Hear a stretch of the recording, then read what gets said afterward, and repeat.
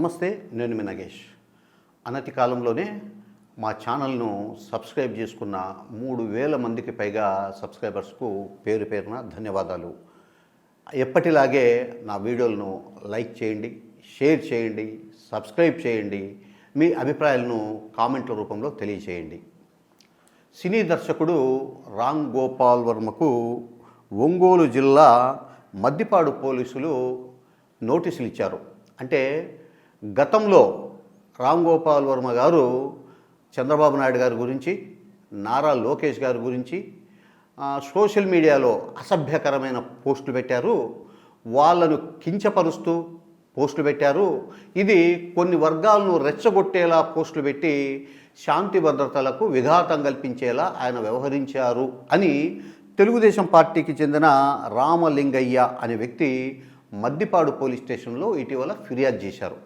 ఆ ఫిర్యాదు ఆధారంగా పోలీసులు కేసు నమోదు చేసి రామ్ గోపాల్ వర్మకు నోటీసులు జారీ చేశారు. దీంతో రామ్ గోపాల్ వర్మ ఏం చేశారంటే ఈ కేసును కొట్టేయాలని చెప్పి ఆంధ్రప్రదేశ్ హైకోర్టులో క్వాష్ పిటిషన్ దాఖలు చేస్తే హైకోర్టు ఆ కేసును కొట్టివేయడానికి అంగీకరించలేదు. సో మీకేమన్నా భయం ఉంటే ముందస్తు బెయిల్ అప్లై చేసుకోవచ్చని కూడా కోర్టు రామ్ గోపాల్ వర్మకు సూచించింది. ఈ లోపు ఒంగోలు పోలీసులు రామ్ గోపాల్ వర్మను నిన్న మంగళవారం రోజు విచారణకు హాజరు కావాలని చెప్పేసి నోటీసులు పంపించారు.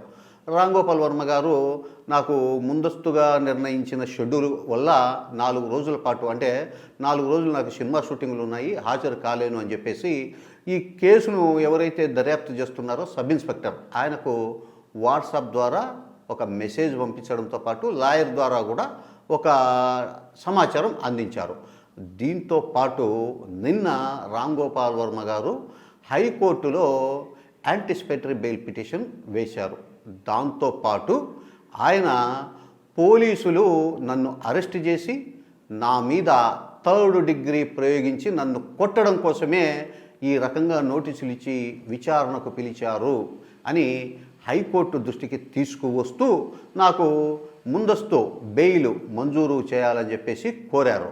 ఈ పిటిషన్లో ఆయన ఏమంటారంటే తనకు ఎవరి మీద వ్యక్తిగత కక్షలు లేవు, నేను ఎవరిని కూడా వ్యక్తిగతంగా కించపరచాలనే ఉద్దేశంతో సోషల్ మీడియాలో పోస్టులు పెట్టలేదు, కేవలం రాజకీయ కారణాలతో నా మీద కేసు నమోదు చేసి నన్ను చిత్రహింసలు పెట్టి నా మీద 3rd డిగ్రీ ప్రయోగించి నన్ను చితకబాది నన్ను బెదిరించి ఆ తర్వాత కోర్టులో సబ్మిట్ చేయడానికి ఒక కుట్ర జరుగుతోంది. కాబట్టే పోలీసులు నన్ను విచారణకు హాజరు కావాలని చెప్పేసి నోటీసులు జారీ చేశారు. నాకు ముందస్తు బెయిల్ మంజూరు చేయాలని చెప్పేసి కోర్టును అభ్యర్థించారు. దీన్ని బట్టి చూస్తే రామ్ గోపాల్ వర్మ గారి మీద నిజంగా పోలీసులు 3rd డిగ్రీ ప్రయోగించడానికే ఈ కేసు నమోదు చేశారనే అభిప్రాయాలు వ్యక్తమవుతున్నాయి.